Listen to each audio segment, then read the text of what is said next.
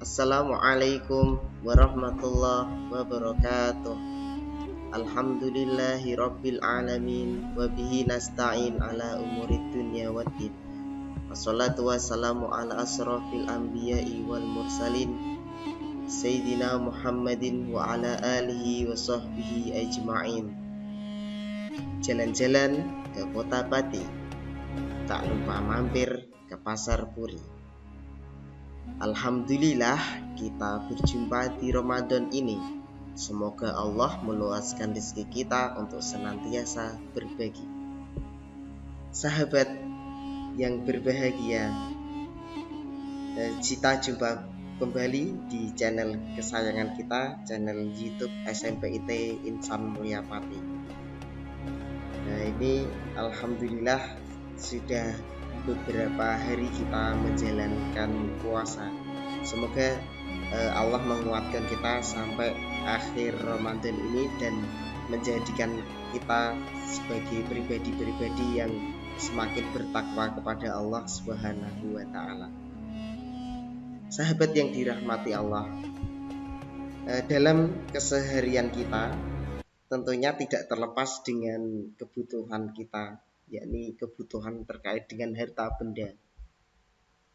Kemudian ada juga saudara-saudara kita yang dianugerahi Allah berupa rezeki yang luas, hartanya melimpah ruah.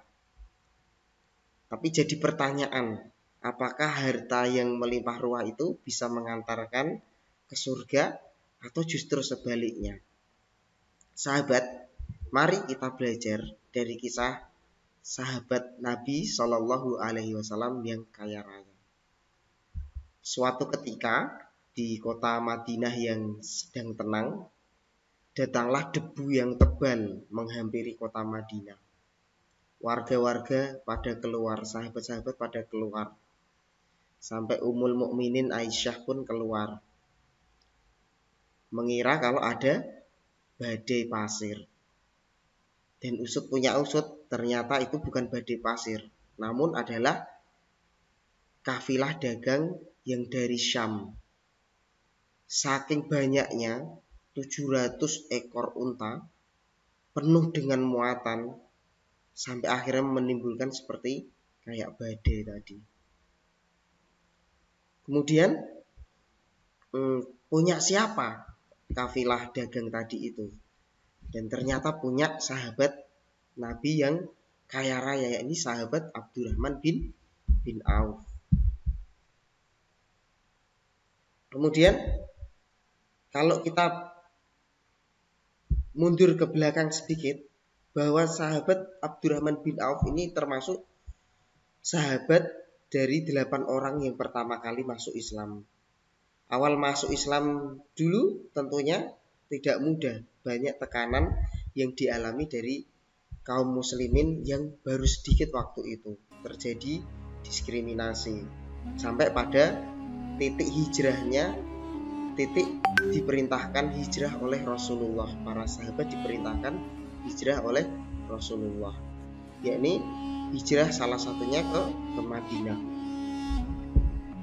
Ada peristiwa menarik ketika terjadi hijrah ke Madinah, yakni Rasulullah mempersaudarakan antar muslim. Jadi muslim muhajirin dipersaudarakan dengan muslim ansor, sampai terjadilah Nabi mempersaudarakan Abdurrahman bin Auf dengan Sa'ad bin Rabi. Sa'ad bin Rabi ini adalah sahabat terkaya di Madinah waktu itu. Berkatalah beliau kepada Abdurrahman bin Auf, saudara barunya, "Wahai saudaraku, aku adalah orang terkaya di Madinah. Ambillah separuh hartaku yang kau sukai, dan saya juga punya 2 istri. Nikahilah yang kau sukai di antara 2 istriku." Tapi Abdurrahman bin Auf berkata, beliau menolak secara halus dan meminta saudaranya itu untuk menunjukkan mana pasar. Jadi beliau tidak menerima tawaran yang diberikan oleh saudaranya Sa'ad tadi. Itu nampak bahwa sahabat Abdurrahman bin Auf ini adalah seorang kerja keras. Jadi beliau tidak mau menerima hasil secara singkat atau secara instan. Dan sampailah beliau di pasar, terjadilah jual beli. Beliau akhirnya berdagang dan akhirnya mendapatkan untung sampai beliau menjadi seorang yang kaya raya. Kembali ke kisah tadi, jadi bagaimana waktu beliau sampai di Madinah dengan 700 ekor unta penuh dengan muatan, saat Ummul Mukminin keluar rumah dan berkata dengan sahabat bahwa setelah tahu Abdurrahman bin Auf lah yang memimpin kafilah tadi, Ummul Mukminin menyampaikan sebuah hadis kepada para sahabat bahwa aku mendengar Rasulullah Shallallahu Alaihi Wasallam bersabda bahwa Abdurrahman bin Auf masuk surga dengan merangkak. Nah, sebelum Abdurrahman bin Auf membongkar dagangannya tadi atau muatan yang dibawa 700 ekor unta tadi, beliau diberitahu sahabat bahwa Ummul Mukminin menyampaikan hadis tadi. Abdurrahman bin Auf bergegas untuk menemui Ummul Mukminin, dan apa yang terjadi? Beliau menyampaikan kepada Ummul Mukminin menginfakkan 700 ekor unta dengan muatannya itu untuk perjuangan Islam dan untuk kemaslahatan umat Islam.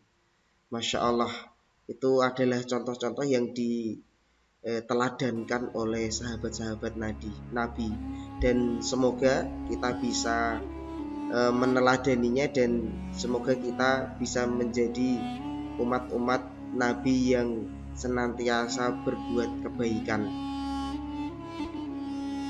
Sekian dari kami. Buah duku, buah durian dibawa pulang untuk dimakan. Terima kasih atas perhatian. Salah dan khilaf mohon dimaafkan. Assalamualaikum warahmatullahi wabarakatuh.